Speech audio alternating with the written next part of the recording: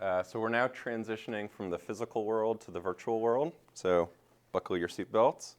And I've actually, at the risk of being wildly distracting, brought sort of a bootleg VR device. So you guys can kind of look around, see what this might look like. But I initially, I guess, became interested in virtual reality more from kind of the consumer entertainment perspective. I remember one Christmas growing up, I got the Nintendo Virtual Boy. I don't know if anyone else has played with this before, but super excited, little kid on Christmas morning. Tried it out once, got super dizzy, threw up, and I was pretty much disappointed the rest of the year. So that was sort of my initial interest. So I'm very excited to see the sort of resurgence of virtual reality, and sort of interested in it from a consumer perspective, but was curious to see if there were any potential enterprise applications for this. So that's kind of the topic of my paper here. So I'm going to go through just a brief overview of what virtual reality is, and then a couple examples of how companies are using this. So just kind of brief overview. So virtual reality has actually been around for a long time. If you think about kind of military flight simulators, that sort of thing, it's been around 40, 50 years. But really over the last 2 to 3 years, it's enjoyed a bit of a resurgence, and largely that's because of reduced mobile component costs driven largely by just kind of the proliferation of smartphones, and also some pretty dramatic improvements in processor ability. So they've been able to get it so the screen doesn't lag kind of your head movement, which is what caused a lot of that dizziness for me. So it's really enjoyed a bit of a resurgence, and that's both with big companies like Google and Facebook sort of throwing their hats in the rings, and also a lot of small players emerging. So here are 3 examples of some companies that are playing in the space. So Oculus got acquired by Facebook for $2 billion about a year ago. Magic Leap, Google invested $500 million about 6 months ago.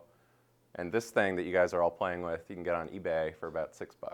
So a lot of money pouring in. So next, I just wanted to go through a few areas where VR is being used today, and then a few companies that are using it for those purposes. So first, and I think the longest standing tradition of VR has been in training. So thinking about military flight simulators going back 40, 50 years.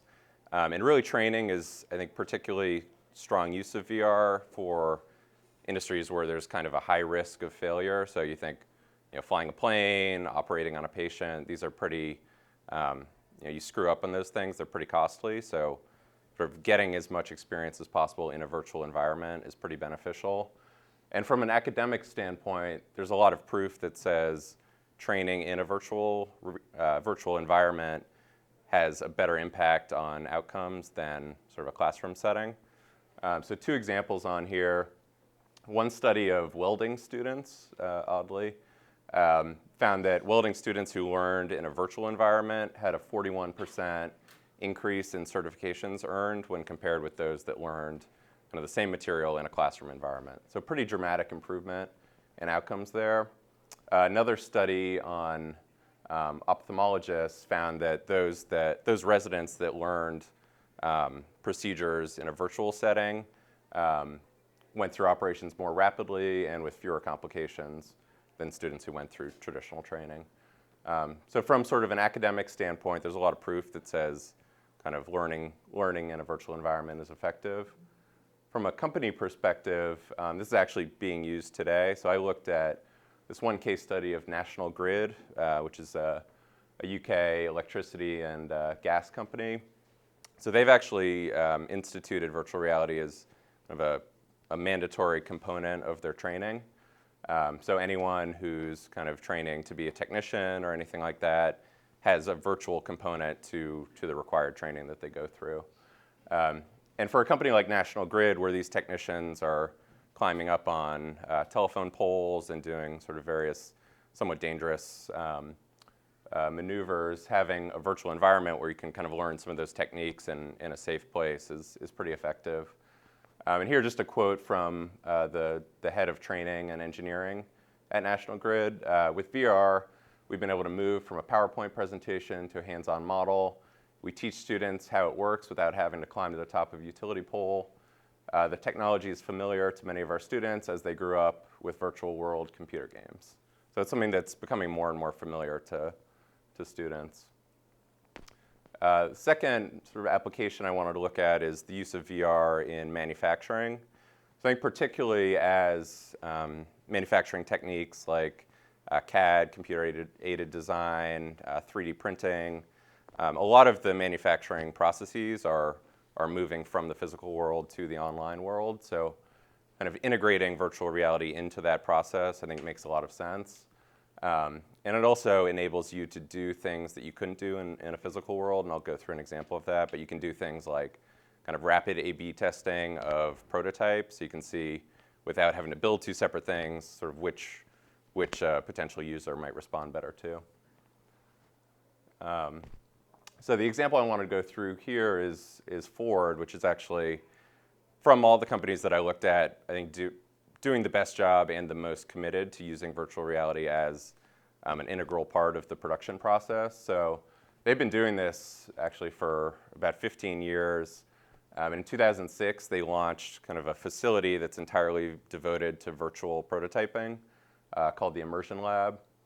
And here, kind of business people, engineers, designers can all work together to review designs. They can sit in a virtual cockpit of a car and see kind of how the experience on a new design might look. On one of their new Mustangs, they decided to kind of change how the windshield wipers were positioned to kind of keep them out of sight based on some of this prototyping. And I think the biggest example that Ford has seen is that it's just cut a ton of time and expense out of the production process. So it's cut 6 months out of the time it takes Ford to produce a new model. So when you think about it, kind of a staggering amount of time that it shaves off, and millions of dollars in expense. And in 2013 alone, Ford designers worked on 135,000 unique models in virtual prototypes. So 135,000 unique models and 193 virtual, kind of broad virtual types of prototypes. And you can see here a quote from Elizabeth Barron. Immersive virtual evaluations are an accepted, established part of Ford product development process. Decision makers at all levels of the company now accept immersive reviews. So I think one of the challenges that Ford faced initially in doing this is that you come suggesting doing a virtual reality manufacturing process, you sound like a crazy person. But once they actually can prove this is saving us time, this is saving us money, it's allowing us to make better cars as a result, that's when I think most stakeholders start listening and paying attention.